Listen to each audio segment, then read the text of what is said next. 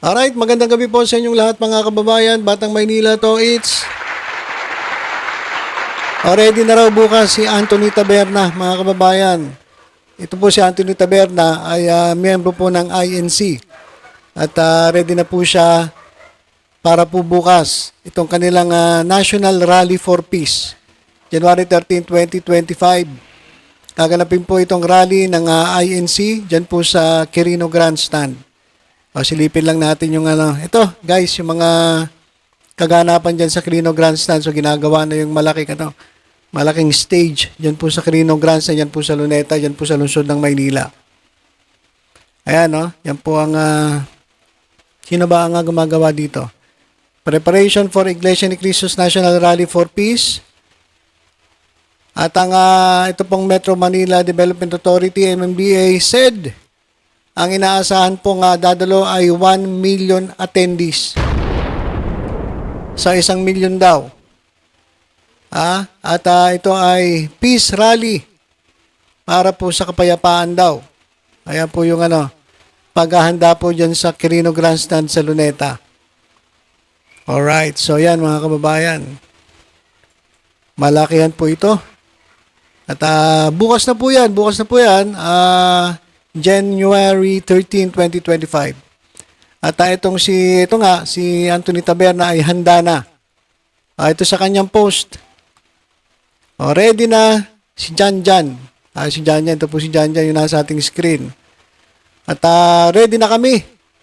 Tinatanong niya, kayo bang sa inyo mga lokal, mga kapatid, nakaalis na ba kayo? Kasi marami po manggagaling sa iba't ibang lugar, iba't ibang probinsya. Talagang malaki ang rally ito para daw sa kapayapaan. Yung mga lokal, mga kapatid, nakalis na ba kayo? Ingat po doon sa mga nagtatanong. Ito po ang official statement mula sa nagapagsalita ng Iglesia ni Cristo. Okay, so ito raw yung official statement. Huwag kayo maniniwala sa mga statement ng DDS, mga kababayan, kasi itong mga DDS, ang dami. Si Bato de la Rosa, lalong-lalo na si Harry Roque. Si Harry Roque, ang ingay, naklang putik. Ang ingay ni Harry Roque, mga kababayan Talagang walang tigil dun sa kanyang Facebook page at dakdak kung ano sinasabi. Sabi niya, punta daw kayo sa rally ng Iglesia ni Cristo bukas dahil ito raw rallying ito ay pagsuporta at pagsalungat dito raw sa impeachment ni Sara Duterte. Ayun yung sinasabi ni Harry Roque. Pero yung sinasabi ni Harry Roque na dahilan kaya mag-rally ang INC ay iba sa sinasabi ng mga miyembro mismo ng INC. Sabi ni Harry Roque ng mga DDS, punta kayo kasi ipapakita natin ang puwersa. Ginamit pa. Gagamitin pa itong talaga itong mga DDS, talagang yung mga fake news Talaga mga, kumbaga maling impormasyon Parang papalabasin nila na etong rally ng Iglesia ni Cristo ay pagpapakita ng puwersa ng mga sumusuporta kay Sara Duterte. Ayun ang sinasabi ni Harry Roque, sinasabi ng DDS, so parang show of force daw.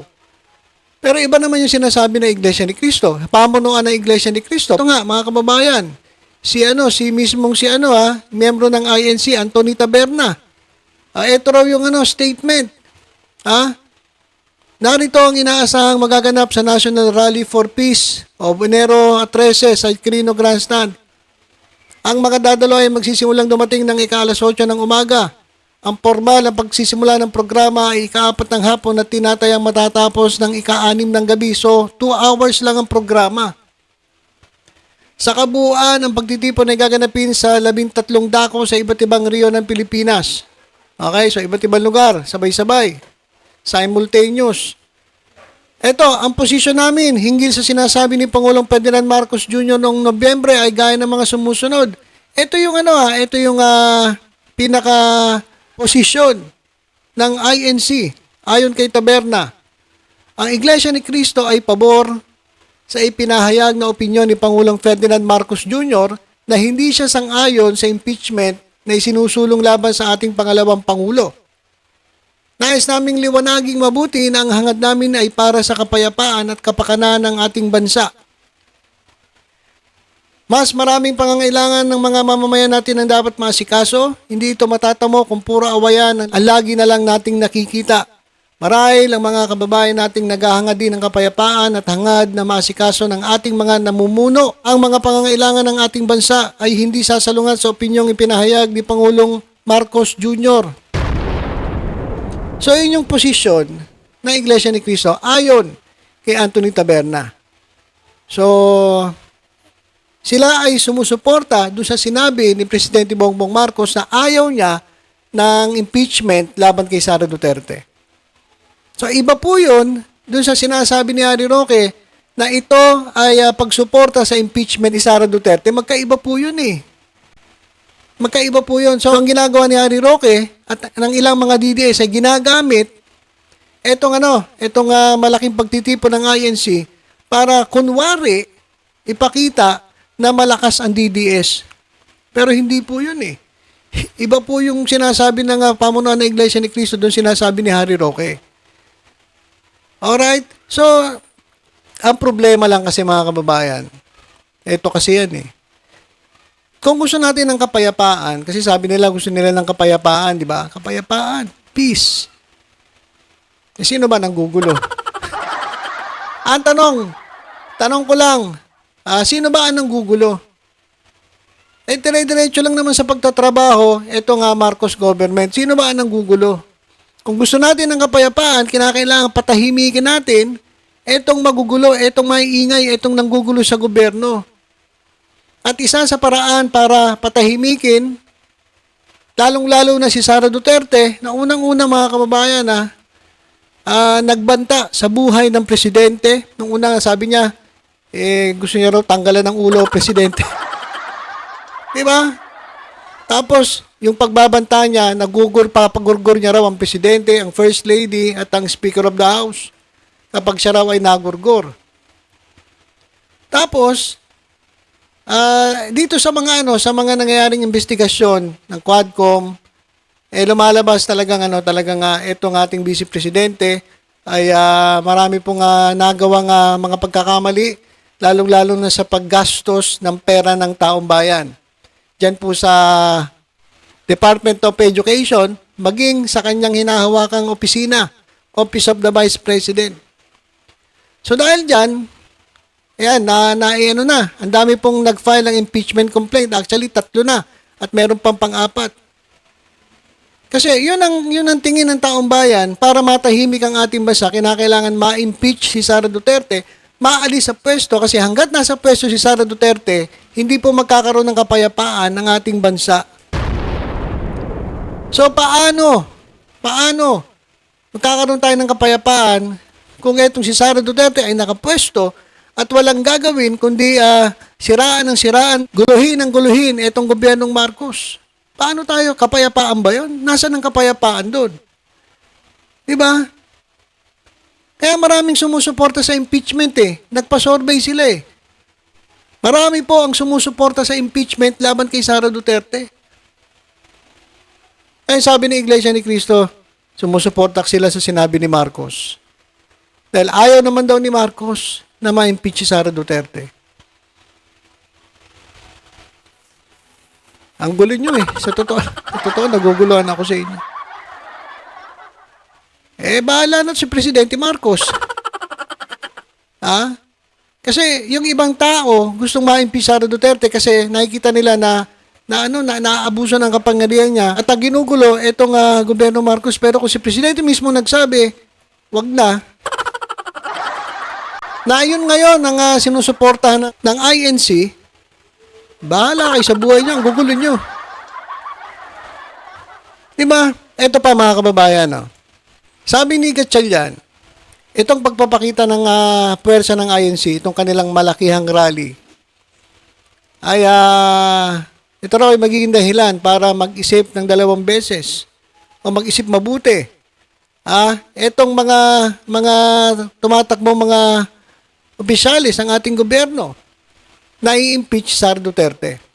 Ibig sabihin, mapapaisip sila. Kasi mga kababayan, etong INC ay kontra sa impeachment kasi yun ang sabi ni Presidente Marcos, kontra siya.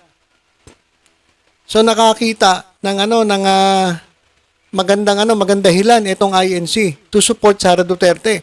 Kasi mismo si Presidente Marcos daw ang nagsabi noon, hindi siya sang-ayon na ma-impeach si Sara Duterte. Ngayon, ganito.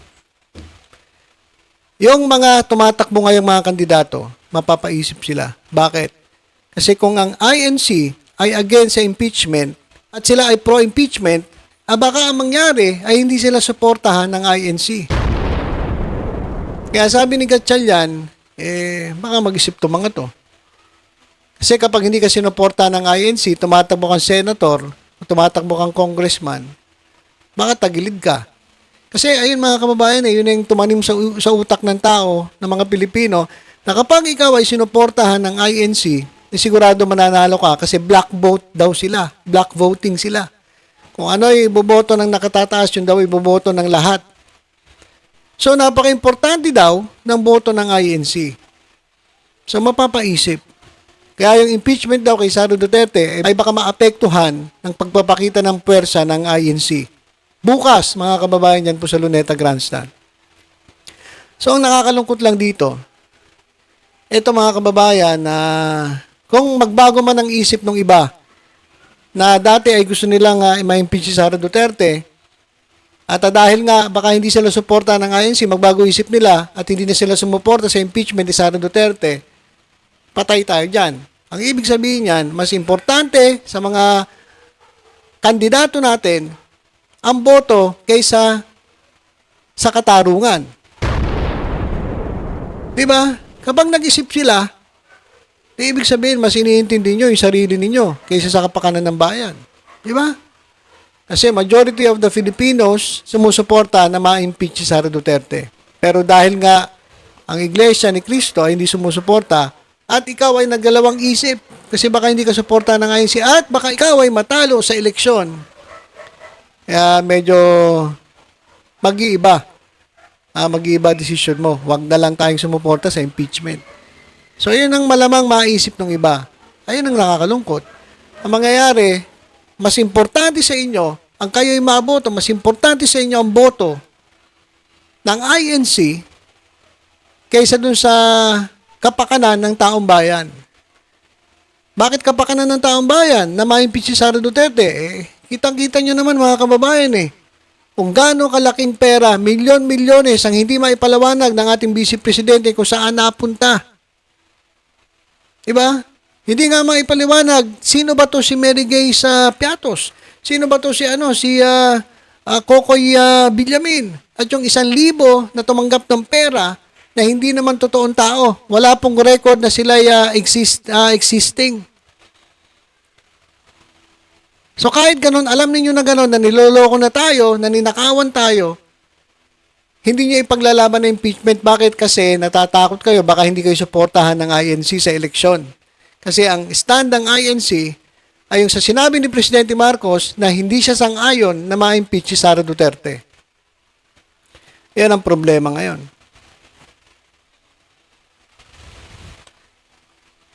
Kapag ganyan, nanatili sa pwesto Sara Duterte, kasalanan ni Presidente. Kasi siya nagsabi, sabi niya, hindi siya sang-ayon sa impeachment Bakit kasi kinakailangan mo magsalita ng ganun? Pero yung taong bayan, lumalaban ng impeachment, tapos yung Presidente, hindi. Ang gugulo ninyo. So ayan mga kababayan, ayan po yung hinaharap natin. Bukas malalaman natin kung gaano talaga karami ang puwersa ng INC na mag-arali para suporta raw kay Presidente Marcos. Pero, against sa impeachment ni Sara Duterte.